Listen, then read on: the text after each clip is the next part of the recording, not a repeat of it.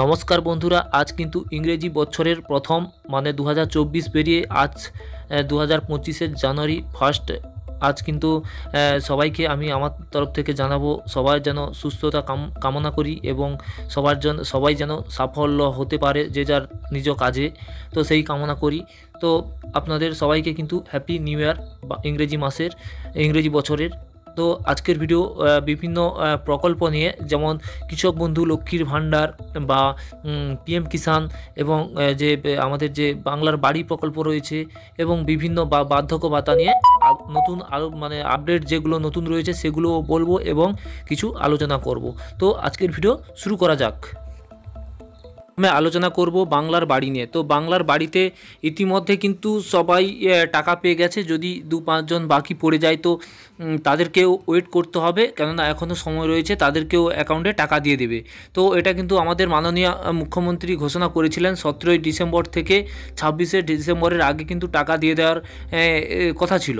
কিন্তু মানে প্রায় আপনারা যাদের ডকুমেন্টস ভেরিফিকেশনের কাছ থেকে অল ভেরিফিকেশান হয়ে আছে এবং অ্যাকাউন্ট নাম্বার সব ভেরিফিকেশান হয়ে আছে, তাদের অ্যাকাউন্টে আপনারা পাসবই চেক করে দেখুন, আপডেট করে দেখুন যে আপনাদের অ্যাকাউন্টে কিন্তু টাকা ঢুকে গেছে। রিয়ার 2-1 জন টাকা হয়তো পায়নি, আর যাদের ভেরিফিকেশানে আনসাকসেসফুল বা কেটে গেছে তাদেরকে কিন্তু টাকা দেওয়া হচ্ছে না। এবং যারা ওই যে বাংলার বাড়ি প্রকল্পের জন্য যারা সরাসরি মুখ্যমন্ত্রীকে কল করেছিলেন তাদেরকেও ভেরিফিকেশান করা হয়েছে, তাদেরও ভেরিফিকেশান সাবমিট করে কিন্তু তাদেরকেও কিন্তু টাকা দিয়ে দেওয়া হচ্ছে। এবং এটা কিন্তু গ্রাম পঞ্চায়েত থেকে আপনারা বাড়ি টাকা পাওয়ার কাজ থেকে শুরু করে কখন বাড়ি করবেন বা কিভাবে বাড়ি করবেন বা কতদিনের মধ্যে বাড়ি করতে হবে এবং তারপরে কতদিন পর দ্বিতীয় কিস্তি পাবেন, সব কিন্তু আপনাদেরকে গ্রাম পঞ্চায়েত থেকে বলে দেওয়া হবে। এবং এর কোনো প্রবলেম থাকলে বা কারোর বাড়ি নিয়ে কোনো প্রবলেম থাকলে বা টাকা নিয়ে কোনো প্রবলেম থাকলে তাদেরকেও কিন্তু সরাসরি হেল্পলাইনের নাম্বার দিয়ে দিচ্ছে। তারা কিন্তু এই বাংলার আবাস যোজনার বা বাংলার যে বাড়ি যোজনার তাতে কিন্তু সরাসরি কথা বলে দেখতে পারবে বা কথা বলতে পারবে। এবং আরও একটা ব্যাপার রয়েছে, যারা PWL যারা রয়েছে তাদের কিন্তু এখনও বাড়ি দেওয়া হচ্ছে না। কেউ বলছে যে টাকা ঢুকছে, কিন্তু এটার কোনো এখনও টাকা কিন্তু দেওয়া হচ্ছে না। এই বাড়িটার যে PWL যারা রয়েছে তাদের বাড়ির কিন্তু দেওয়ার কাজ শুরু হবে। আপনাদেরকে কিন্তু ধৈর্য ধরতে হবে, কারণ আমাদের মাননীয় মুখ্যমন্ত্রী ঘোষণা করেছেন যে 1.5 বছরের মধ্যে কিন্তু সবাইকে বাড়ির টাকা দিয়ে দেওয়া হবে। তো এই গেল বাংলার বাড়ির যে ডিটেলস রয়েছে সেটা বলে দিলাম। তো এবার চলে এসেছি বাংলার শস্য বিমা নিয়ে। তো আপনারা জানেন যে আমাদের মুখ্যমন্ত্রী কিন্তু ঘোষণা করে দিয়েছিলেন নভেম্বরের 21 তারিখে। তো বাংলার শস্য বিমার টাকা দিয়ে দেওয়ার কথা ছিল, তো নভেম্বরেও কেউ পেল না এবং ডিসেম্বর তো শেষ হয়ে গেল, ডিসেম্বরেও কেউ পেল না। ডিসেম্বরে টাকা না পাওয়ার কারণ হলো ডিসেম্বরে অল যে ভেরিফিকেশান যে রয়েছে সেই দিকগুলো কিন্তু সব কমপ্লিট হয়ে ওঠেনি, কারণ বাংলার আবাস যোজনার ভেরিফিকেশান হয়েছে, মানে বাংলার যে বাড়ি যে প্রকল্প রয়েছে তার কিন্তু ভেরিফিকেশান হয়েছে। এবং লক্ষ্মীর ভাণ্ডারে আপনারা জানেন যে নতুন যারা অ্যাপ্লাই করেছিল ডিসেম্বরে তাদের ভেরিফিকেশান অ্যাপ্রুভাল দিয়ে সেগুলো সব কমপ্লিট করেছে। তো আপনারা জানেন কৃষক বন্ধুও কিন্তু দিয়ে দিয়েছে। তো বাকি থাকলো বাংলার শস্য বিমা। তো বাংলার শস্য বিমা ডিসেম্বরে অল ভেরিফিকেশান সাবমিট হয়নি বা ভেরিফিকেশান কমপ্লিট হয়নি, কিছু বাকি ছিল তাই কিন্তু দিতে পারেনি এবং সেটা কিন্তু জানুয়ারিতে দিয়ে দেবে। এবং সেই আপডেট যদি চলে আসে আমাদের কাছে যে জানুয়ারিতে দিয়ে দিচ্ছে, তো আমরা আপনাদেরকে জানিয়ে দেবো। তো এই চলে গেল বাংলার শস্য বিমা নিয়ে। এরপরে চলে আসবো পিএম কিষাণ নিয়ে। তো আপনারা জানেন যে প্রধানমন্ত্রী যে পিএম কিষাণ যে সম্মান নিধি সেটা কিন্তু আপনারা 6,000 টাকা করে পান।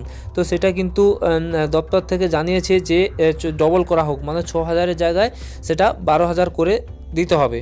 তো সেই 12,000 কতটা গৃহীত হলো বা কতটা অনুমোদন পেল তার জন্য কিন্তু অপেক্ষা করতে হবে পয়লা ফেব্রুয়ারি অবধি, কেননা ওই 1 ফেব্রুয়ারিতে কিন্তু বাজেট পেশ হয়। ওই বাজেট পেশে যদি উল্লেখ করে দেয় তাহলে কিন্তু আপনারা এই যে 12,000 টাকা, তো 6,000-এর বদলে 12,000 টাকা বেশি আপনারা পেয়ে যাবেন। এবং যে 19তম যে কিস্তিটা, যেটা প্রত্যেক বছর যে 3টে কিস্তি দেওয়া হয়, সেটা 19তম কিস্তি, সেটাও ফেব্রুয়ারিতে দেওয়া হবে। তো এই গেল আমাদের পিএম কিষাণ নিয়ে। এরপরে চলে আসবো লক্ষ্মীর ভাণ্ডার নিয়ে।